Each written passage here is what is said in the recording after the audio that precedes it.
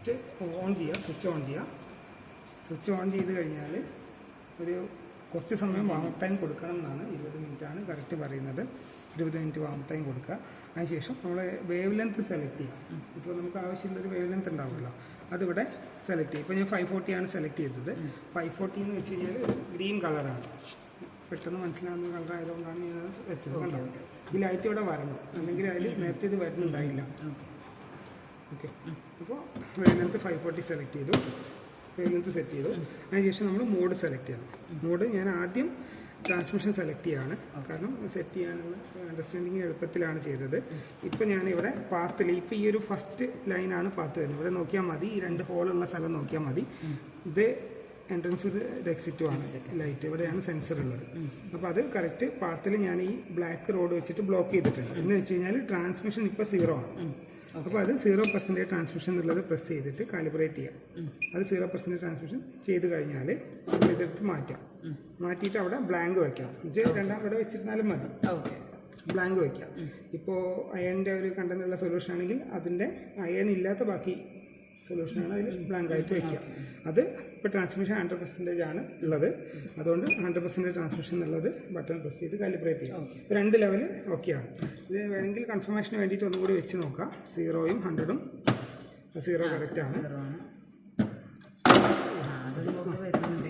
ശ്രദ്ധിച്ചാൽ മതി, ഇതിങ്ങനെ പിടിച്ച് വലിക്കരുത്. ഒരു കൈ കൊണ്ട് സപ്പോർട്ട് ചെയ്തിട്ട് ചെയ്യാൻ പാടുള്ളൂ. ഇതിപ്പം 100% ഇല്ലെങ്കിൽ ഒന്നും കൂടെ ചെയ്യാം. ഇപ്പോൾ മാറിപ്പോയതുകൊണ്ടാണ്.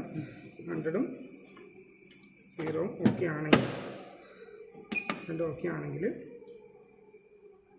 ഇനി നമുക്ക് സാമ്പിൾ വയ്ക്കാം. 100 വരുന്നുണ്ട്, 0ഉം 100ഉം കറക്റ്റായി.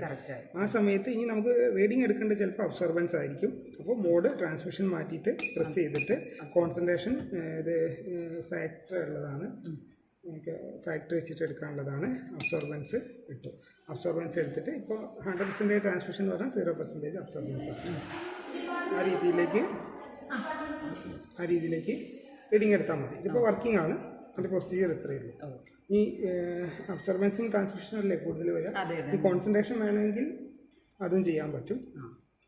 അപ്പോൾ മോഡ് നമ്മളിവിടെ കോൺസെൻട്രേഷൻ സെലക്ട് ചെയ്തിട്ട് നോൺ സ്റ്റാൻഡേർഡ് വെച്ചിട്ട് എൻ്റെ കോൺസെൻട്രേഷൻ എൻ്റർ ചെയ്ത് കൊടുക്കണം. ബ്ലാങ്ക് വയ്ക്കുക, 0 വയ്ക്കുക, ബ്ലാങ്ക് വയ്ക്കുക. അതിനുശേഷം സ്റ്റാൻഡേർഡ് കൂടി വയ്ക്കുക. ആ സ്റ്റാൻഡേർഡിൻ്റെ വാല്യൂ എൻ്റർ ചെയ്യാം. എൻ്റർ ചെയ്ത് കഴിഞ്ഞാൽ പിന്നെ അൺനോൺ സൊല്യൂഷൻ വെച്ച് ഡയറക്റ്റ് കോൺസെൻട്രേഷൻ നമുക്ക് റീഡിങ് എടുക്കാം.